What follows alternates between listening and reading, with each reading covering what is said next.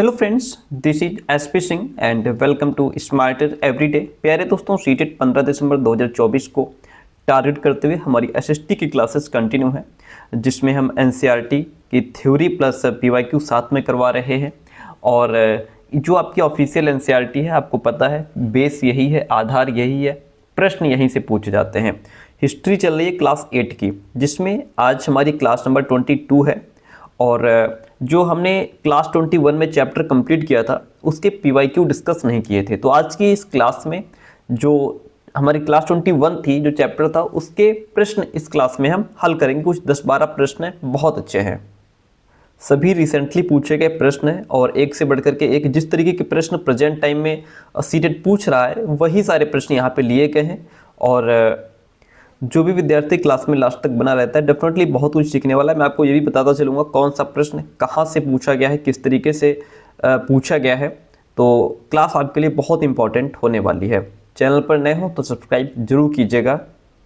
चलिए शुरू करते हैं। और पहला प्रश्न आपके सामने है। प्रश्न कहता है, टीपू सुल्तान द्वारा अंग्रेजों का विरोध के संदर्भ में कथन ए और कथन बी को पढ़ें तथा सही उत्तर चुनें।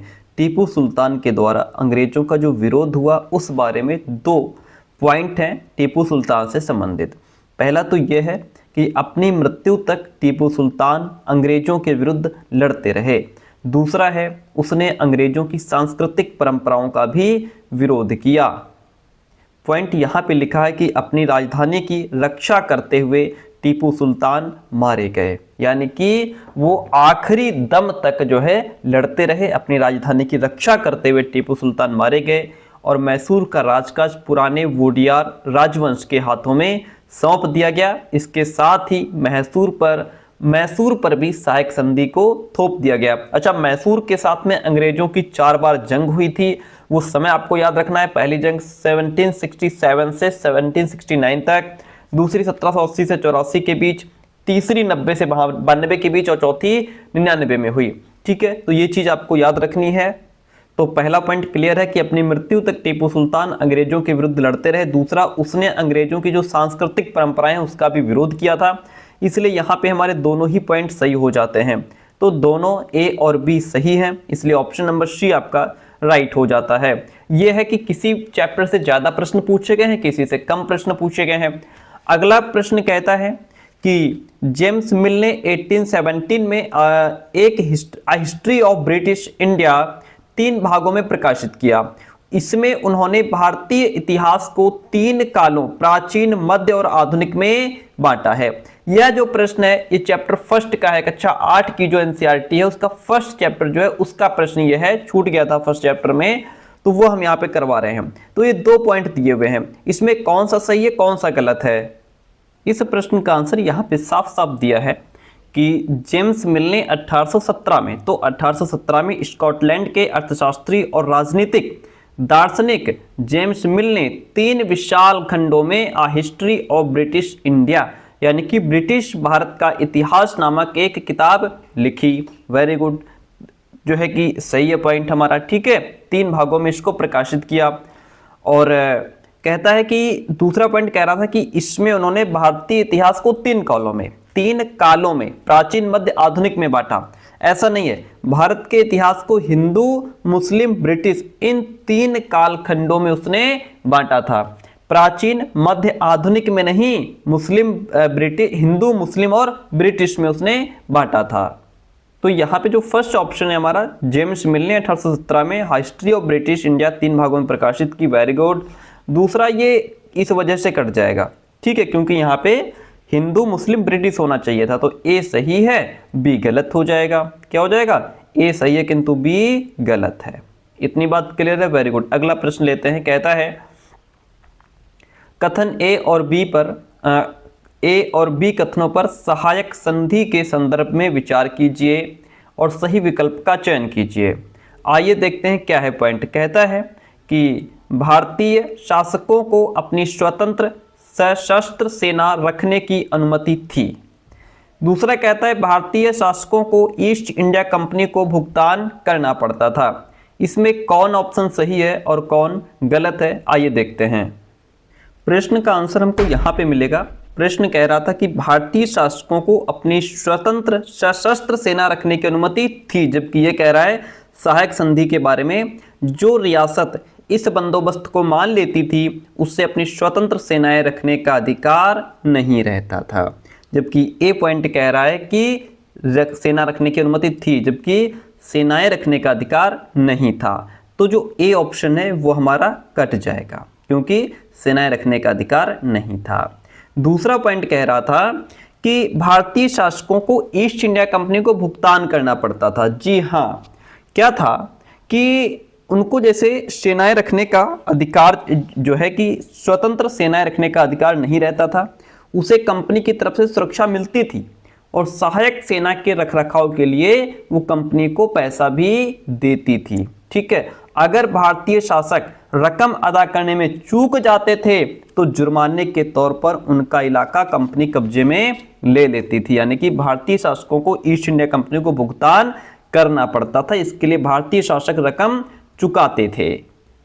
तो यहाँ पे जो ए ऑप्शन है वो कट जाएगा, क्योंकि सेनाएं रखने की अनुमति नहीं थी और भारतीय शासकों को ईस्ट इंडिया कंपनी को भुगतान करना पड़ता था। बी ऑप्शन जो यहाँ पे आपका रहेगा वो राइट हो जाएगा। ए सही है, बी गलत, सॉरी ए गलत है, बी सही है। ओके, ए गलत है, बी सही है। ऑप्शन डी आपका जो है वो यहाँ पे राइट हो जाएगा। अगला प्रश्न कहता है कि निम्नलिखित कथनों पर विचार करें, उपयुक्त विकल्प को चुनें। पहला है कि 1765 में ईस्ट इंडिया कंपनी को बंगाल की दीवानी प्रदान की गई। ओके, दूसरा कहता है दीवानी मिलने से कंपनी को बंगाल के विशाल राजस्व संसाधनों को इस्तेमाल करने की अनुमति नहीं मिली। अब इसमें भी हमें बताना है कौन सही है कौन गलत है। तो इस तरीके से जो ये अहम पॉइंट हैं इनको बहुत ध्यान से आपको पढ़ना होता है, और कक्षा 8 की जो हिस्ट्री है बहुत इंपॉर्टेंट है, बहुत ध्यान से पढ़िए। तो देखिए यहाँ पे पॉइंट लिखा हुआ है, कहता है 1765 में मुगल सम्राट ने कंपनी को ही बंगाल प्रांत का दीवान नियुक्त कर दिया, यानी कि 1765 में ईस्ट इंडिया कंपनी को बंगाल की दीवानी प्रदान की गई। वेरी गुड, जो ए ऑप्शन है वो हमारा सही हो गया। ठीक है, दीवानी मिल गई। ठीक है, ईस्ट इंडिया कंपनी को बंगाल की क्या हुई, दीवानी प्रदान की गई या उसको दीवानी मिल गई। ओके, बी ऑप्शन कह रहा था कि दीवानी मिलने से कंपनी को बंगाल की विशाल राजस्व संसाधनों को इस्तेमाल करने की अनुमति नहीं मिली, जबकि दीवानी मिलने के कारण कंपनी को बंगाल के विशाल राजस्व संसाधनों पर नियंत्रण मिल गया था, राजस्व संसाधनों को इस्तेमाल करने की अनुमति मिल गई थी। तो इसलिए बी ऑप्शन जो है वो हमारा कट जाएगा। तो प्रश्न जो है वो यहां से पूछा गया है। ठीक है, तो यहाँ पे क्या होगा, जो ए ऑप्शन है वो राइट है, क्योंकि 1765 में ईस्ट इंडिया कंपनी को बंगाल की दीवानी प्रदान की गई थी। ओके, और दूसरी बात यह है कि दीवानी मिलने से कंपनी को बंगाल के विशाल राजस्व संसाधनों को इस्तेमाल करने की अनुमति मिल गई थी, जबकि ये कह रहा है नहीं मिली थी। तो आपकी बात गलत है, हम इसको काट देंगे। ए सही है, बी गलत है। ओके, ए सही है किंतु बी ऑप्शन हमारा गलत हो जाएगा। इतनी बात क्लियर है, वेरी गुड। अगला प्रश्न लेते हैं। प्रश्न कहता है निम्नलिखित कथनों पर विचार करें, उपयुक्त विकल्प चुनें। क्या कहता है विकल्प? ए ऑप्शन कह रहा है अवध के नवाब को 1801 में अपने आधे इलाके को ईस्ट इंडिया कंपनी को सौंपने के लिए बाध्य किया गया। किसको? अवध के नवाब को। ठीक है, फिर बी ऑप्शन कहता है, बी को पढ़िए, बी कहता है कि सहायक संधि के शर्तों के अनुसार भारतीय रियासतों को अपनी सुरक्षा के लिए तैनात सहायक सेना के रखरखाव के लिए कंपनी को पैसा देना पड़ता था। अगर भारतीय शासक रकम अदा करने में चूक जाते थे तो जुर्माने के तौर पर उनके इलाके का हिस्सा कंपनी अपने कब्जे में ले लेती थी। यहां से इस तरीके से प्रश्न बहुत पूछे जा रहे हैं कि ए सही है कि बी गलत है। इसमें भी हमको यही बताना है कि कौन सही है कौन गलत है। ठीक है, आइए देखते हैं। पूरे प्रश्न का आंसर यहीं पे लिखा हुआ है। प्रश्न कह रहा था अवध के नवाब को 1801 में, तो अवध के नवाब को 1801 में अपना आधा इलाका कंपनी को सौंपने के लिए मजबूर किया गया। ठीक है, ये हमारा ए ऑप्शन था जो एज इट इज यहाँ से इन्होंने पॉइंट को उठाया है और ये हमारा ए ऑप्शन सही है। जैसे यहाँ पे बात ये हो रही थी। अब जैसे दूसरा पॉइंट कह रहा था कि सहायक संधि के शर्तों के अनुसार क्या था कि जो भारतीय रियासत होती थी उसको अपनी सुरक्षा के लिए तैनात जो सहायक सेना होती थी उसके रखरखाव के लिए क्या था, कंपनी को पैसा देना पड़ता था। अगर भारतीय शासक रकम अदा करने में चूक जाते थे तो जुर्माने के तौर पर उनका इलाका कंपनी अपने कब्जे में ले लेती थी, उनके इलाके का हिस्सा कंपनी अपने कब्जे में ले लेती थी। तो ये दूसरा पॉइंट हो गया। ठीक है, दोनों ही पॉइंट यहाँ पे हमारे सही हो जाते हैं। तो यहाँ पे हमारा ऑप्शन ए भी सही है कि उसको भाई ईस्ट इंडिया कंपनी को सौंपने के लिए बाध्य क्यों किया गया, उसके पीछे कारण क्या था। तो इसमें उसको एक्सप्लेन किया जा रहा है कि कारण ये था कि जो वो अवध का जो नवाब था तो उसको वो पैसा चुका नहीं पाया, इसलिए क्या हुआ कि उसको अपना शर्तों के अनुसार क्या था कि वो भारतीय शासक रकम अदा करने में अगर चूक जाते थे तो जुर्माने के तौर पर उनका जो इलाका था वो कंपनी अपने कब्जे में ले लेती थी। ये इसके पीछे कारण था। इसीलिए जो है अवध के नवाब को ईस्ट इंडिया कंपनी को जो है कि आधा इलाका सौंपने के लिए बाध्य किया गया। तो ये बी जो है ये कारण है इसका। ओके, तो यहां पे ये हो जाएगा कि ए और बी दोनों सही हैं, ए का कारण बी है। Option C is the right one in this question. Very good. हम आपको इसका जो कहां से ये प्रश्न पूछा गया इसलिए बता देते हैं ताकि आपका क्लियर हो जाए कि हाँ इसी पॉइंट से, इसी कंटेंट से सारे प्रश्न पूछे जा रहे हैं।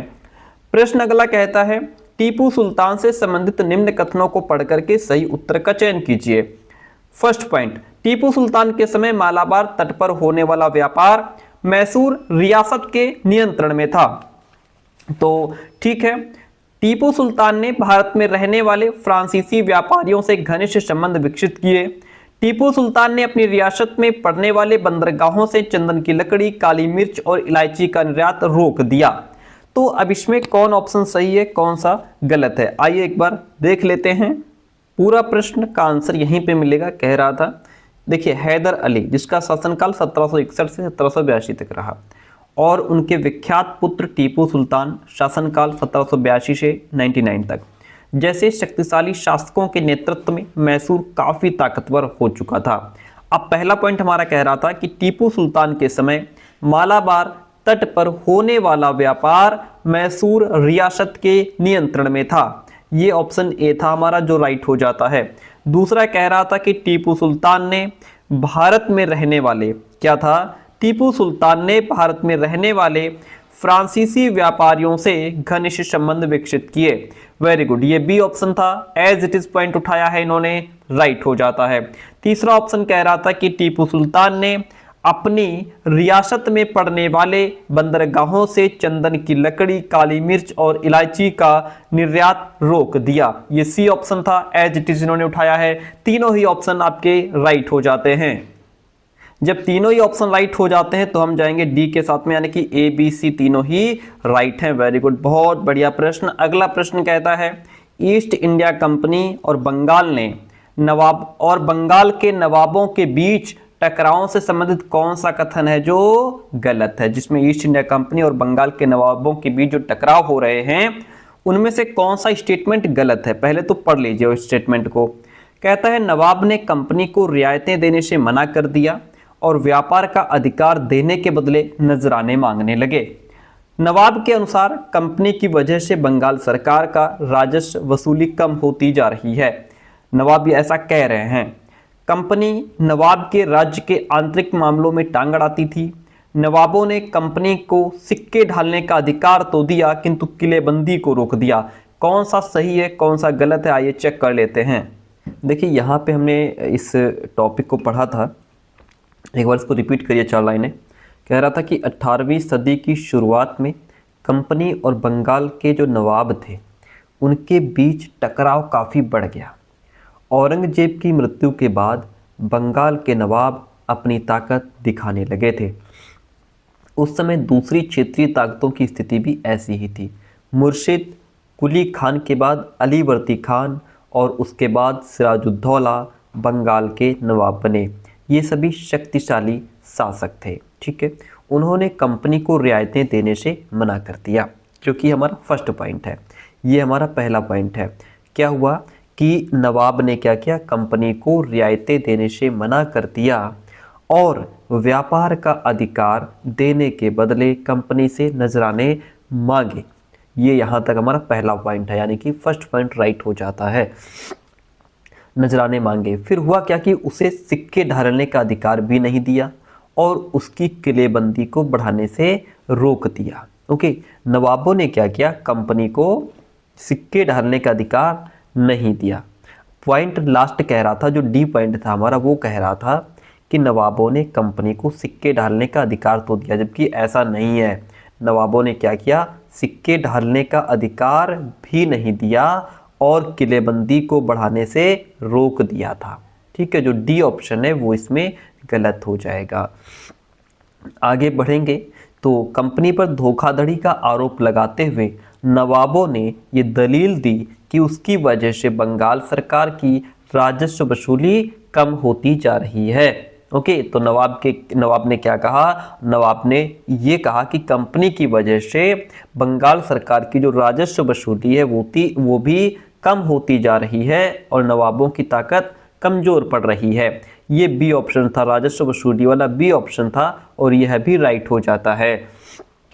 फिर कह रहा था कि कंपनी टैक्स चुकाने को तैयार नहीं थी, उसके अफसरों ने अपमानजनक चिट्ठियां लिखी और नवाबों तथा उनके अधिकारियों को अपमानित करने का प्रयास भी किया। इतनी बात क्लियर है। जब आगे बढ़ेंगे तो अगला पॉइंट कह रहा था कि कंपनी, जो सी ऑप्शन था वो कह रहा था कि कंपनी नवाब के राज्य के आंतरिक मामलों में टांग अड़ाती थी।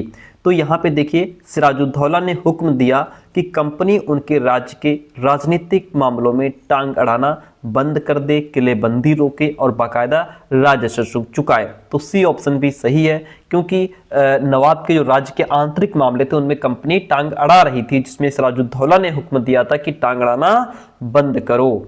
ठीक है, तो सी ऑप्शन भी हमारा राइट हो जाता है, डी गलत हो जाता है।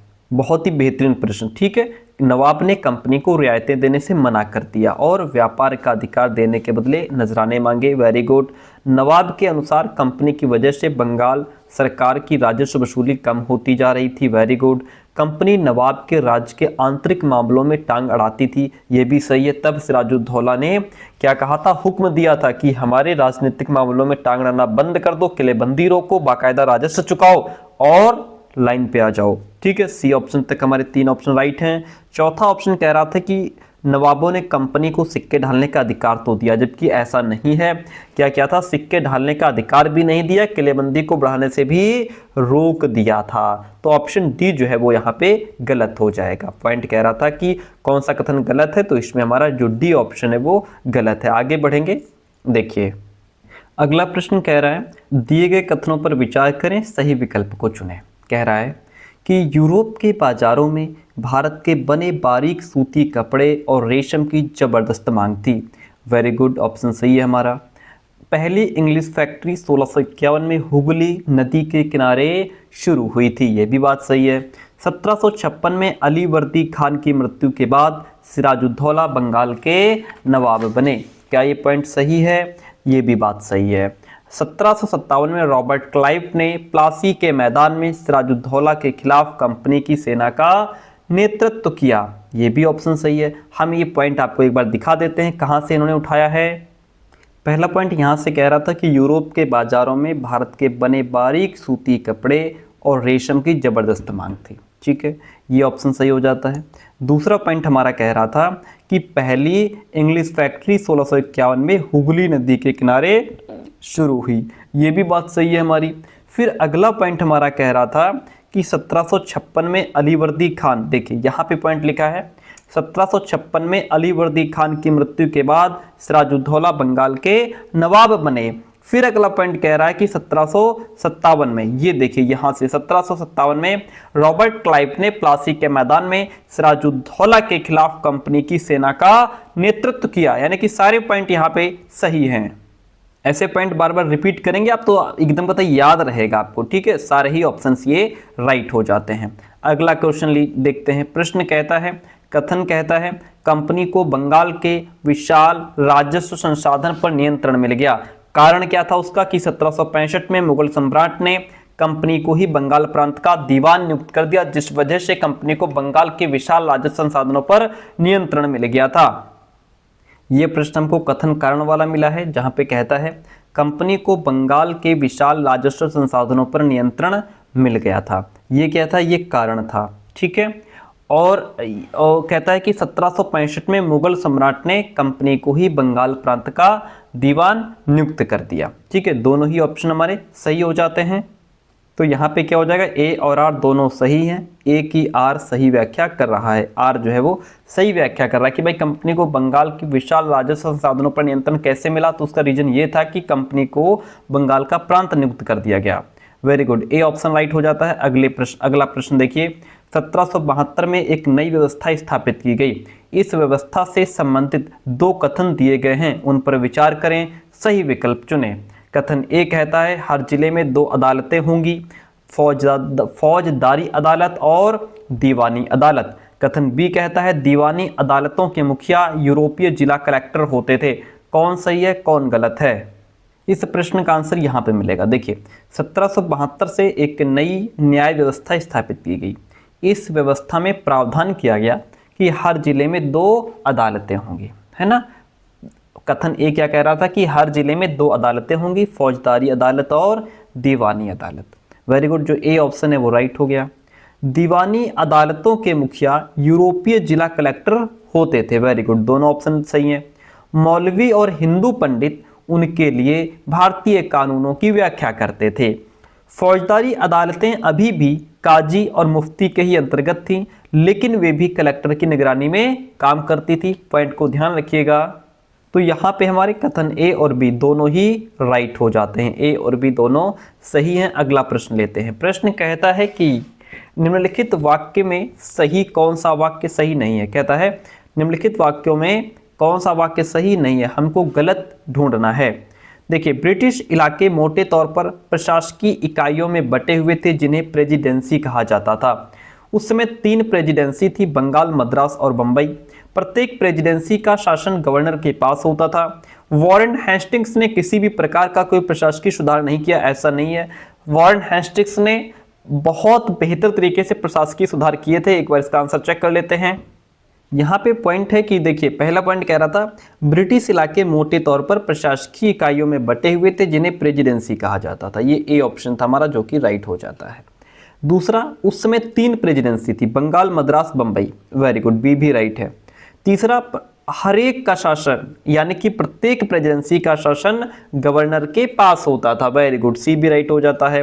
वॉरेन हेस्टिंग्स ने कई प्रशासकीय सुधार किए, जबकि डी ऑप्शन कह रहा था कि उसने कोई प्रशासकीय सुधार नहीं किया, तो डी हमारा गलत हो जाएगा। ठीक है, वेरी गुड।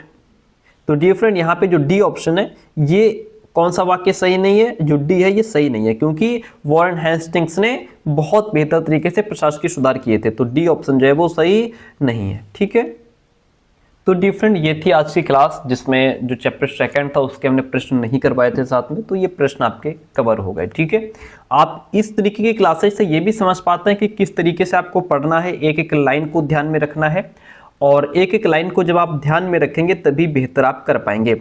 और बाकी अगर आपने अभी तक हमारे हिस्ट्री के नोट्स नहीं लिए हैं, सीटेट को टारगेट करते हुए हिस्ट्री के कंटेंट तैयार है, जिसमें आपको 6, 7, 8 की हिस्ट्री के नोट्स मिल जाते हैं, उसके अलावा में इस नंबर पे मैसेज कर सकते हैं। बाकी प्लेलिस्ट बनी हुई है, वहाँ से सारे क्लासेस कंटिन्यू देख सकते हैं सीक्वेंस में। थैंक यू सो मच, मिलते हैं बहुत जल्दी नेक्स्ट क्लास में।